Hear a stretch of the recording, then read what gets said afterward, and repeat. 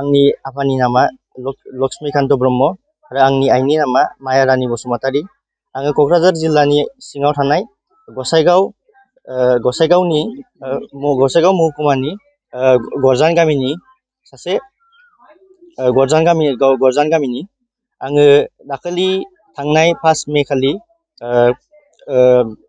Fakhruddin Ali Ahmed medical कलेजनिफ्राय MBBS final परिखाखौ उथ्रिसार जानो हादों आरो बे दिननिफ्रायनो आङो डक्टर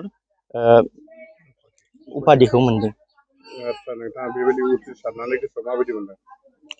दाथ' बिराद मोजां मोनदों आरो गामिनि नाम आरो आइ आफानि नाम बयनिबो नाम जाबाय, बेनि थाखाय बिराद माने गोसोआव गोजोननाय मोनदों। आच्छा, नोंथांनि बिदि जाफुंसारनायावहाय सोरनि बांसिन हेफाजाब मोनदों होनना सानो? गिबियावनो आंनि आइ आफानि हेफाजाब आरो आंनि लोगोफोरनि आरो आंनि जोंनि गामिनिनो बयनिख्रुइबो साननाय आरो बोरनि सायाव आङो बे साननायखौ जाफुंहोनो हादों। आच्छा, नोंथाङा जाफुंसारनानै ओनसोलनि रायजो राजाफोर एबा फरायसाफोरनिसिम मा मेसेज हरनो सानो?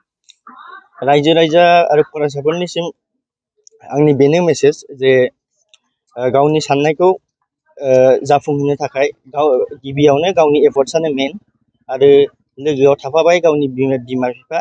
नोंनि गावनि एफर्टस गैयाबा नोंनि जानाय साननायखौ जाफुंहोनो हानाय नङा, बेनिखायनो गिबियावनो गावनि एफर्टसा माने मेन।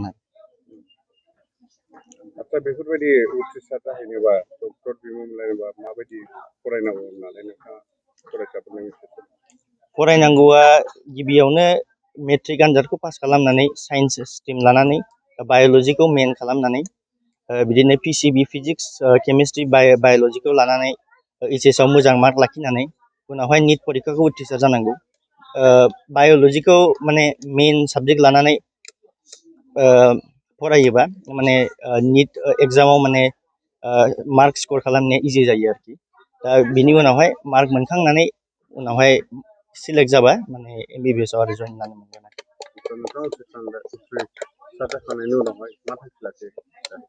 दा गिबियावनो इन्टार्नशिप 1 इयारनि दङ, कम्पालसारि इन्टार्नशिप। बे फोजोबनानै रुरेल 1 इयार कम्पालसारि रुरेल दङ, बेखौ फोजोबनानै उनावहाय फार्दार स्टाडिसनि थाखाय निट PG एपियार खालामनो सानदों आरो। MBBS फरायनायाव कचिंथ' लायाखै, जास्ट बुक्सखौनो फरायदों आरो MBBS बुक्स। नैबे गरजान गामिनि रायजो राजाफ्रा नोंथांनि फिसालाखौहाय बरायनाय हाबाफारि लादों, गोसोआव माबायदि मोनदों? बहुद गोजोननाय मोनदों आरो बेबादि सानाखैमोन जे जोङो जे गामिया जे जोंनि फिसाला डक्टर जानायखौ बेबायदि माने अनसायनानै बेबायदि बरायगोन होननानै जों सानाखैमोन। दा जों खुब गोजोननाय मोनदों। बेनि थाखायनो बयखौबो गामिनि माबाखौ जों माने मा होनो रायजो राजाखौ जोङो गोजोननाय, गोसो सिंनिफ्राय गोजोननाय बा हामलायनाय जासिगोन। नोंथांमोनहा नोंथांनि फिसालाखौ दिनै बेबायदि उथ्रिसारनायाव गोसोआव माबायदि मोनदों? जों खुब माने गोजोननाय मोनदों। माबायदि खस्थ'जों माबायदि जेंना जेंसिजों मोगा मोगि जानो गोनां जादों? जेंना जेंसिया जादों गुदियाव प्रथम फरायजेननायाव, खारन बियो न'निफ्रायसो बे गसाइगावआव थाङोमोन आरोखि, एन्ट्रेन्सआव फरायोमोनथ'। बे न'निफ्राय बियो बे टट'आव दंमोन, बे टट' माबाजों बे मानसि सालायग्रा भेन आरो बेजों जों बेखौ माने क्लास 8 सिम जोङो फोरोंदों। बै गोजाननिफ्राय थाङोमोन आरो ओमफ्राय बे एखमबा बेवहाय बहुद खस्थ' मोनदों। एखमबा बारसुखा लोगो मोनो लामायाव, एखमबा सारअन्थाइ लोगो मोनो, बहुद खस्थ' मोनदों आरो। नोंथाङा दा नोंथांनि फिसालाया बेबायदि उथ्रिसारखांनायनि उनाव नोंथाङा रायजो राजाफोर एबा ओनसोलनि थागिबि रायजो राजाफोरसिम मा मेसेज हरनो सानो?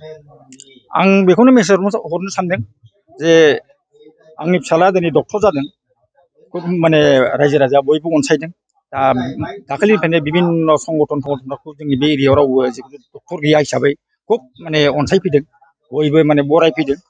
आरो आं सानदों माने जाहाथे भबिष्यतआव बिनिफ्राय बांसिन फरायबावनानै MD MS बा माबा जानानै बियो जाहाथे जोंनि रायजो राजाखौ मोजाङै माने देहा फाहामनाय बा माबायाव रायजो राजाखौ सिबिनो हाथों होननानै आङो बेखौ आं बुंबाय थायो।